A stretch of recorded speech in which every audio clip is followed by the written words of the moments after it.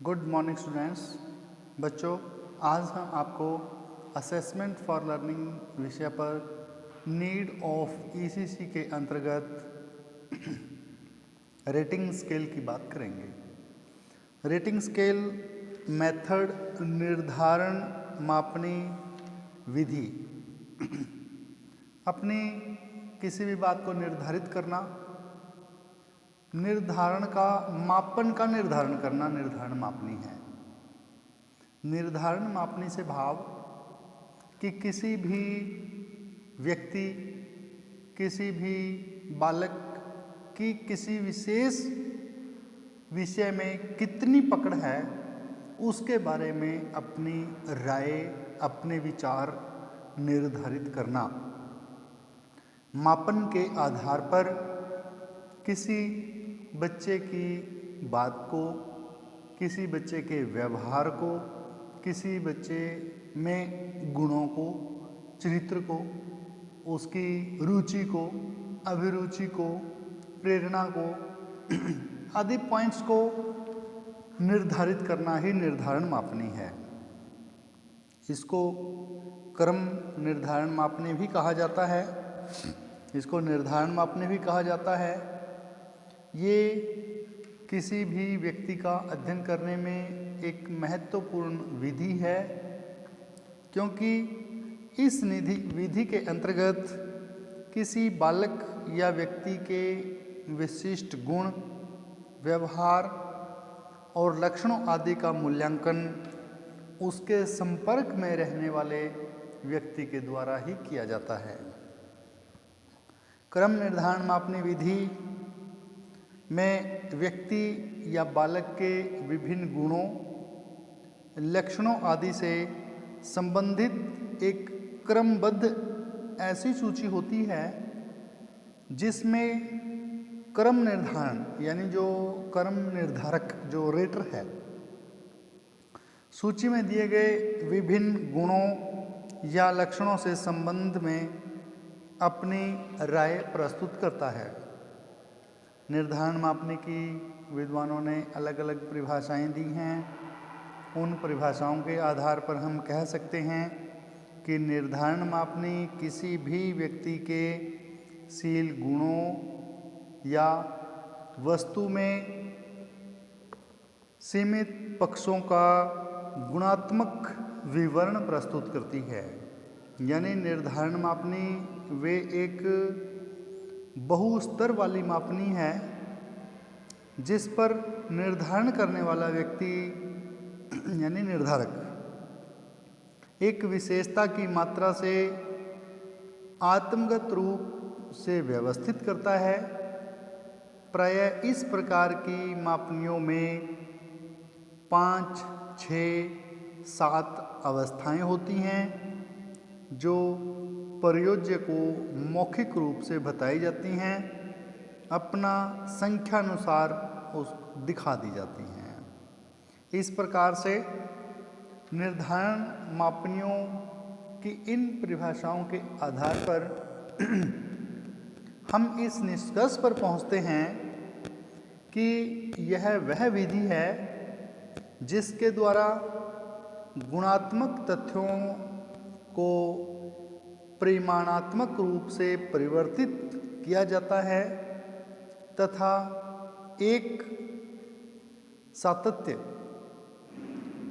यानी उसकी कॉन्टिन्यूम पर किसी भी वस्तु को एक क्रम प्रदान किया जाता है। निर्धारण मापने की अलग अलग अवस्थाएं हैं जिसमें कोई 3 स्केल्स है, 5 स्केल्स है, 7 स्केल्स है या 9 स्केल्स है। इस प्रकार से स्केल से भाव है कि हम किसी भी पॉइंट्स के अंतर्गत किसी व्यक्ति या बालक के गुणों को निर्धारित करते हैं, उसके बारे में अपनी राय प्रस्तुत करते हैं। किसी से कोई क्वेश्चन किया गया या किसी भी बालक से कोई व्यवहार की अपेक्षा है, कुछ प्रश्न पूछे गए या उसे खेल के मैदान में खिलाया गया, उसके बारे में हम अपनी राय देते हैं। यदि हम 3 पॉइंट्स की रेटिंग करते हैं तो उसमें एवरेज, उसमें न्यूट्रल एंड डिसएग्री, या तो वो एग्री है या न्यूट्रल है या डिसएग्री है। उसके बाद यदि हम 5 पॉइंट स्केल्स की बात करते हैं तो उसके अंतर्गत strongly agree, agree, nor agree, neither agree nor disagree, या पूर्ण डिसएग्री और स्ट्रांगली डिसएग्री। या तो हम उस बात से अत्यधिक संतुष्ट हैं, अत्यधिक हम उसके पक्ष में हैं, सहमत हैं, फिर सहमत हैं, न सहमत हैं और न असहमत हैं, असहमत हैं और अत्यधिक असहमत है। इसी प्रकार से एक रेटर जब किसी भी एक ग्रुप की रेटिंग करता है तो उसमें वो पुअर, सबसे पहले वेरी पुअर, फिर good, very good, excellent, super excellent, इस प्रकार से भी उनको परिभाषित करता है। या वो अपनी रेटिंग को स्टार्स के माध्यम से भी दिखा सकता है। किसी भी जो बहुत पुअर बच्चा है उसके लिए 1 स्टार, और जो फिर पुअर है उसके लिए 2 स्टार, फिर एवरेज है उसके लिए 3 स्टार, एवरेज के बाद गुड है, गुड में 4 स्टार, वेरी गुड स्टार। इस प्रकार से जब good, very good, excellent, super excellent की तरफ हम जाते हैं तो वहाँ पे स्टार्स की संख्या बढ़ती रहती हैं। ये एक रेटर का अपना तरीका है, अपनी एक योग्यता है, वो किस आधार पर विद्यार्थियों की रेटिंग करता है। इस प्रकार से निर्धारण मापनी का वर्गीकरण कई आधारों पर किया जाता है। वर्गीकरण के प्रकार, जिसमें numerical scale, graphical scale, standard scale, cumulated point scale and forced choice scale, सांख्यिकी, ग्राफ मापनी, मानक मापनी, संचय बिंदु मापनी या बाध्य चयन मापनी के अंतर्गत इनका वर्गीकरण किया जाता है। अब निर्धारण मापनी की कुछ विशेषताएं हैं जिनका वर्णन बच्चों हम आपके सामने करेंगे। इस विधि के अंतर्गत बच्चों में कितने गुण विकसित हो गए हैं इस बात की जानकारी विद्यार्थी और अभिभावक और अध्यापक को हो जाती है। इस विधि की सहायता से छात्रों में गुणों और दोषों का एक अध्यापक और अभिभावक को पता चल जाता है। छात्रों की प्रगति के बारे में ज्ञान निर्धारण मापनी से हो जाता है। विद्यार्थियों जितनी भी अध्यापक की योग्यता है उसकी जानकारी भी निर्धारण मापने के माध्यम से हो जाती है। यह विधि छात्रों के विभिन्न गुण, लक्षणों, शैक्षिक उपलब्धियों, व्यवहार कुशलताओं, विशेषताओं के बारे में महत्वपूर्ण जानकारी देती है। यह विधि अध्यापकों की कार्य प्रणाली की ओर भी हमारा ध्यान दिलवाती है। यह विधि व्यक्ति अध्ययन को सफल बनाने का के पूरक का काम करती है, एक सप्लीमेंट का काम करती है। क्रम निर्धारण विधि में छात्रों की शैक्षिक उपलब्धियों को अवगत करवाकर उनका उचित निर्देशन करती है, उनको उचित निर्देशित करती है तथा साथ ही साथ उनके दोषों को या उनकी कमियों को बताकर उनको दूर करने के लिए भी प्रयास करती है, दूर करने के लिए विद्यार्थियों को मोटिवेशन देने का कार्य करती है। अब है रेटिंग स्केल के उपयोग या रेटिंग स्केल के लाभ। निर्धारण मापनी के कुछ देखो, हर कार्य के हमारे लिए कुछ लाभ तो कुछ हानियाँ होती हैं, फिर भी निर्धारण मापने से हमें लाभ ही होता है, क्योंकि मूल्यांकन जहाँ कहीं भी हो जाए तो मूल्यांकन सुधार के लिए ही किया जाता है। निर्धारण मापनी में विद्यालय तथा अभिभावकों के लिए उनके बच्चों संबंधी रिपोर्ट तैयार करने में सहायता मिलती है। उसकी सहायता से इस बात का निर्णय किया जा सकता है कि छात्रों में प्रवेश लेने के पश्चात कौन कौन सी पाठ्यक्रम का चुनाव किया जाए, यानी पाठ्यक्रम निर्धारण का माध्यम भी का में पाठ्यक्रम निर्धारण में सहायता निर्धारण मापनी करती है। निर्धारण मापनी छात्रों की आवश्यकताओं, रुचियों और कठिनाइयों का पता लगाने में सहायता प्रदान करती है। निर्धारण मापनी कर्मचारियों के चुनाव में सहायता करती है। निर्धारण मापनी अनुसंधान कार्य के अन्य स्रोतों तथा आंकड़ों की वैधता को ज्ञात करने में भी सहायता करती है। निर्धारण मापनी द्वारा जिन व्यक्तियों का मापन किया जाता है उन्हें अपने कार्य को करने के लिए प्रेरित करती है। निर्धारण मापनी से हमें विद्यार्थियों में प्राप्त गुणों, उनके व्यवहार के आधार पर पता चल जाता है। निर्धारण मापनी अभिभावकों का सहयोग लेने में एक अध्यापक की मदद करती है। निर्धारण मापनी अन्य अध्यापकों का सहयोग प्राप्त करने में भी एक अध्यापक की सहायता करती है। निर्धारण मापनी से जो प्रशासनिक अधिकारी हैं उनके सहयोग प्राप्त करने में भी सहायता करती है। तो निर्धारण मापने से विद्यार्थियों के संपूर्ण जो व्यक्तित्व है, संपूर्ण ज्ञान है, उनकी जानकारी हमें मिलती है और उस जानकारी के आधार पर ही ये निर्धारित किया जाता है कि कोई भी विद्यार्थी किस लेवल में है, किस स्टैंडर्ड में है। अब हम निर्धारण मापने के कुछ कमियां या कुछ दोषों के बारे में पढ़ेंगे, क्योंकि निर्धारण मापनी में जहाँ बहुत से गुण पाए जाते हैं वहाँ दोष भी होते हैं।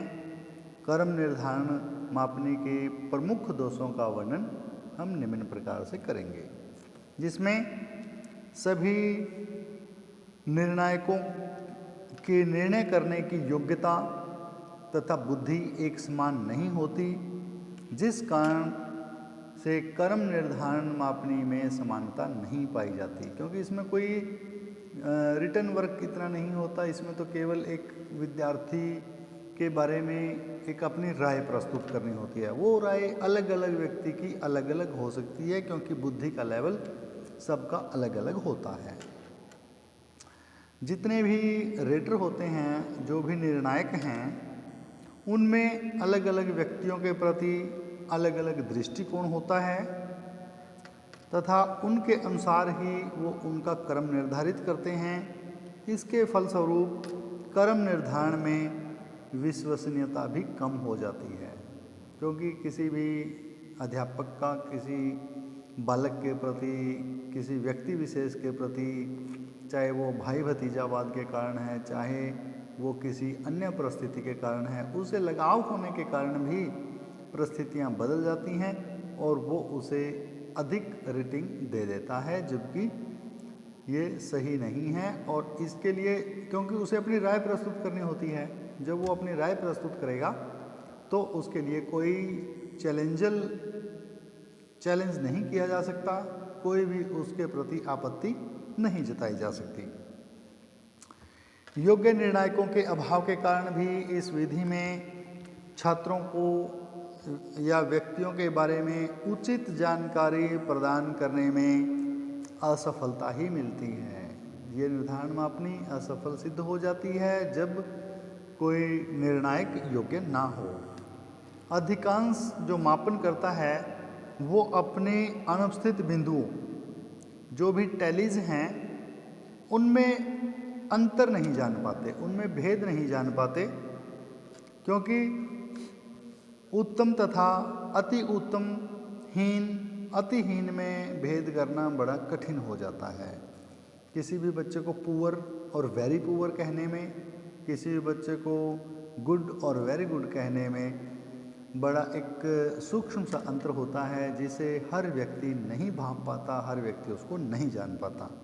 इसलिए निर्धारण मापनी में अधिक बिंदु होने से इसकी जटिलता बढ़ जाती है कि कौन विद्यार्थी सुपर एक्सीलेंट पे है और कौन विद्यार्थी वेरी पुअर पे है, ये तो जानकारी मिल जाती है। लेकिन वेरी पुअर पुअर में, गुड वेरी गुड में, गुड और एक्सीलेंट के बीच में जो एक छोटा गैप आता है, क्योंकि इस टैलीज के पॉइंट बहुत होते हैं, या हम 5 पॉइंट पे करते हैं, 7 पे करते हैं या 9 पॉइंट्स पे करते हैं, तो उनमें एक अधिक टैलियाँ होने के कारण कठिनाई का सामना करना पड़ता है।